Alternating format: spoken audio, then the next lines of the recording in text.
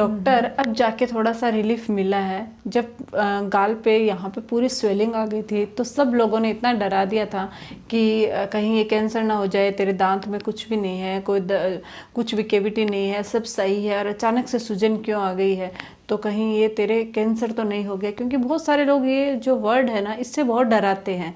तो मैं बहुत ज़्यादा डर गई थी। इसलिए पहले तो मैं आपको थैंक यू बोलूँगी कि मेरे ये सब चीज़ें नहीं हैं।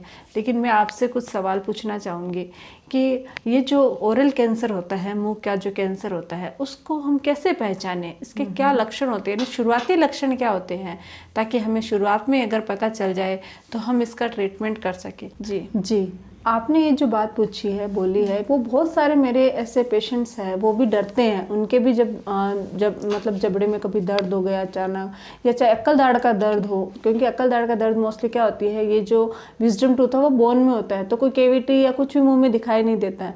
तो वो लोग भी काफ़ी घबरा जाते हैं, डर जाते हैं कि हमारे कहीं कैंसर की प्रॉब्लम तो नहीं हो गई, यहाँ दर्द हो रहा है, ये हो रहा है।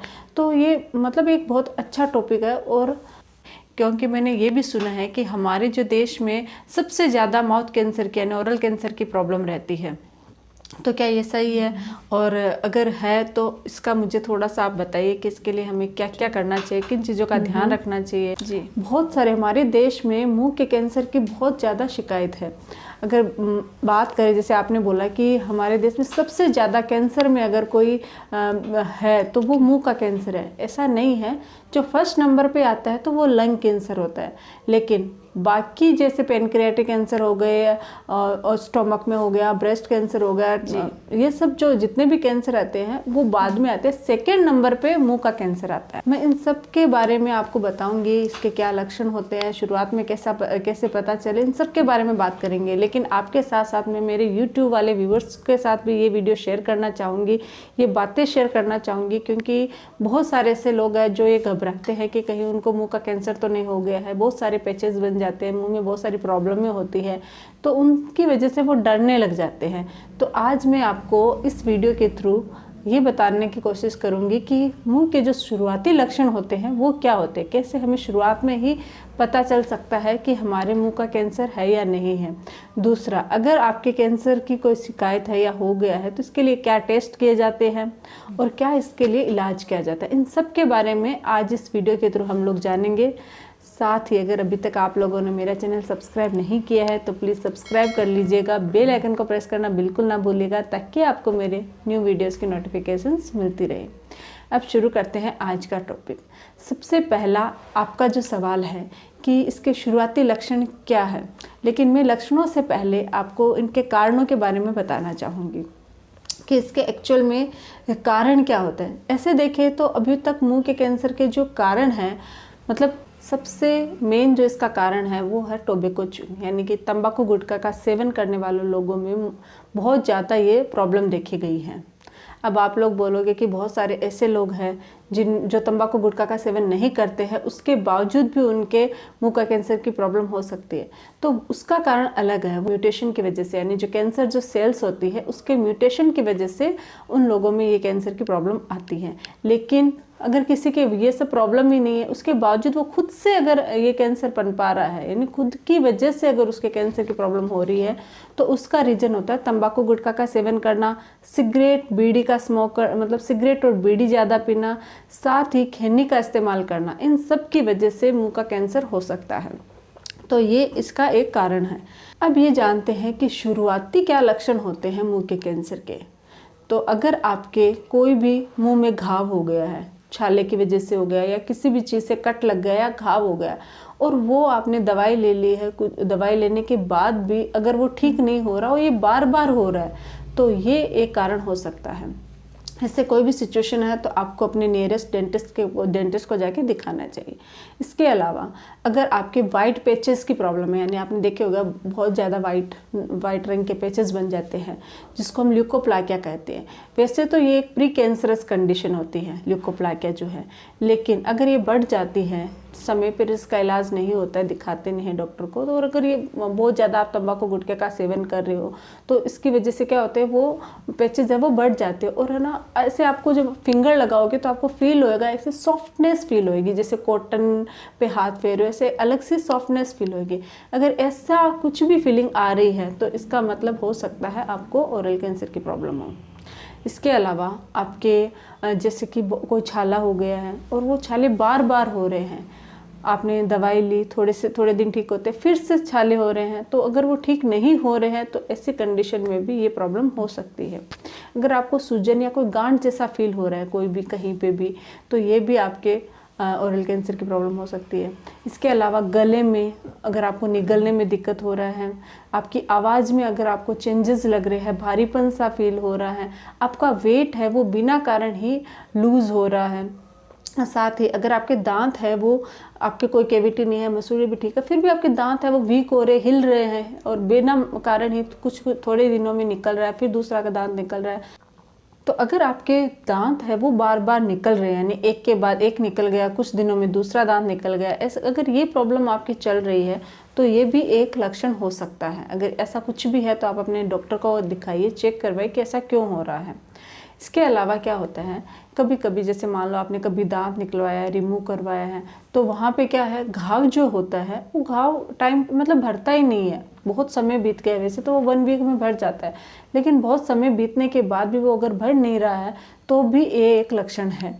ऐसी सिचुएशन में भी आपको डॉक्टर को दिखाना चाहिए। इसके अलावा क्या होता है कि अगर आपके मान लो कहीं से जो मुंह का एरिया होता है वहाँ सुनपन फील हो रहा है, यानी आपको कहीं फीलिंग नहीं होती, जैसे नम नहीं हो जाता, ऐसा अगर फील हो रहा है कंटिन्यू काफ़ी दिनों से, तो ये भी एक लक्षण है। आपको जैसे अगर ऐसा कुछ भी फीलिंग है तो आपको तुरंत अपने डेंटिस्ट को या नियरेस्ट फिजिशियन को जाके चेक करवाना चाहिए, क्योंकि ये एक मेन रीज़न है इसका। इसके अलावा अगर आपके टेस्ट में चेंज हो गया, यानी कि आप खाना खा रहे हो और अब आपको टेस्ट नहीं आ रहा किसी भी अच्छे खाने का, तो हो सकता है आप ओरल कैंसर का लक्षण है। तो ये कुछ लक्षण है, कुछ शुरुआती लक्षण हैं जिन अगर इनमें से कुछ भी आपको दिखाई दे रहा है तो आपको देर नहीं करना चाहिए और तुरंत अपने नियरेस्ट डॉक्टर को जाके चेक करवाना चाहिए और कंफर्मेशन लेनी चाहिए। जी डॉक्टर, अगर किसी को डाउट हो जाए या पता चल जाए कि हो सकता है इसको कैंसर हो सकता है, लक्षणों में से मतलब जो शुरुआती लक्षण हैं वो सही हो, वो सारे लक्षण अगर किसी को मैच हो रहा है, तो फिर उसके बाद क्या कैसे पता चलेगा, यानी कौन कौन से टेस्ट होते हैं जो टेस्ट है वो कैंसर को कंफर्म करते हैं, उनके बारे में? हाँ, अगर इनमें से डॉक्टर चेक करता है और उनको थोड़ा भी फील होता है कि हाँ ये प्रॉब्लम हो सकती है, तो वो क्या क्या टेस्ट करते हैं उसके बारे में भी बात करते हैं। जैसे ही आप डॉक्टर को दिखाते हो तो सबसे पहले तो वो फिजिकली देखेंगे, आपके लिम्फ नोड चेक करेंगे कि कहीं कोई अगर कुछ है तो फील तो स्प्रेड तो नहीं हो रहा है, या फिर आपके जो वाइट पैचेस हैं, आपको वाइट पैचेस लग रहे हैं वो सॉफ्ट तो नहीं हो गए हैं। ये सब चीज़ें डॉक्टर, सबसे पहला स्टेप होता है डॉक्टर है वो खुद फिजिकली एग्जामिन करेंगे। अगर उनको कुछ भी डाउट होता है तो वो दूसरा स्टेप क्या करते हैं, बायोप्सी लेते हैं। आपके जिस जगह पे कैंसर उनको लग रहा है वहाँ का जो पोर्शन है छोटा सा, वो बायोप्सी के लिए भेजा जाता है। और अगर बायोप्सी कंफर्म हो जाती है तो फिर आपके MRI और पेट स्कैन जो टेस्ट होते हैं वो कराए जाते हैं। इससे कंफर्मेशन हो जाती है कि आपका जो कैंसर है वो कितना है, कितना सीवियर है, कौन सी स्टेज में है। ये सब जब एकदम कंफर्म हो जाता है तो फिर उसका ट्रीटमेंट प्लान किया जाता है। ट्रीटमेंट प्लान में अब क्या किया जाता है वो थोड़ा सा मैं आपको बता देती हूँ कि इसके लिए क्या ट्रीटमेंट है वो डॉक्टर करते हैं।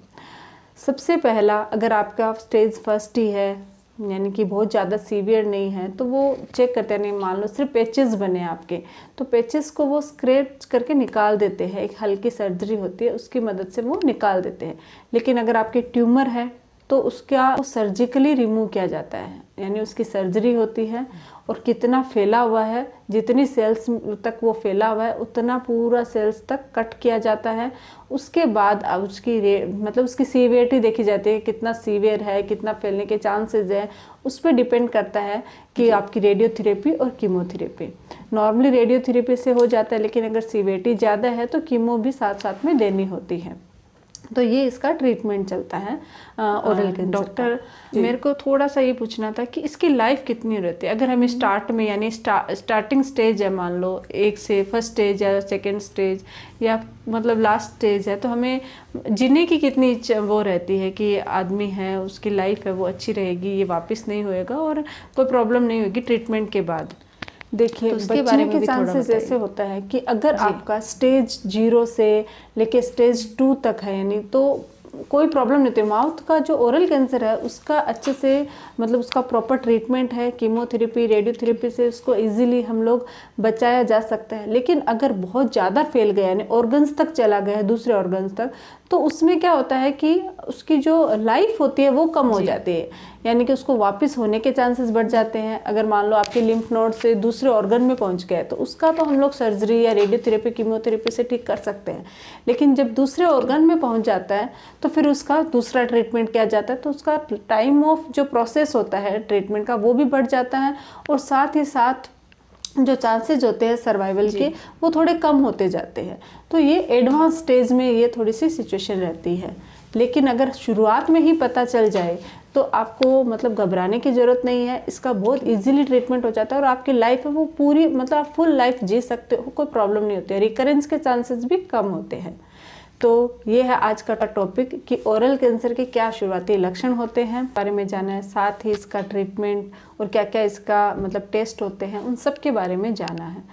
लेकिन मैं आपको थोड़ा सा प्रिवेंशन के बारे में बताना चाहूँगी कि अगर आप टोबैको का, तंबाकू गुटखा का सेवन करते हो, खैनी खाते हो, सिगरेट स्मोक करते हो, तो आपको इनको स्टॉप करना चाहिए, क्योंकि ये आपके ओवरऑल बॉडी के लिए तो इंजरियस है ही, साथ ही आपके मुंह का जो कैंसर है वो सबसे ज़्यादा उन लोगों में होता है जो तंबाकू गुटखा का सेवन करते हैं। लेकिन वो अगर बहुत सारे ऐसे लोग होते हैं जिनके तंबाकू गुटखा का सेवन नहीं करते फिर भी होता है, तो वो अलग कारण होता है। लेकिन हम खुद से अगर खुद से इस कैंसर को जन्म देंगे तो ये गलत है। तो ये आज का टॉपिक है। अगर आप लोगों को मेरा ये वीडियो अच्छा लगे तो प्लीज़ चैनल को लाइक कीजिए, शेयर कीजिए, सब्सक्राइब कीजिएगा। Thank you.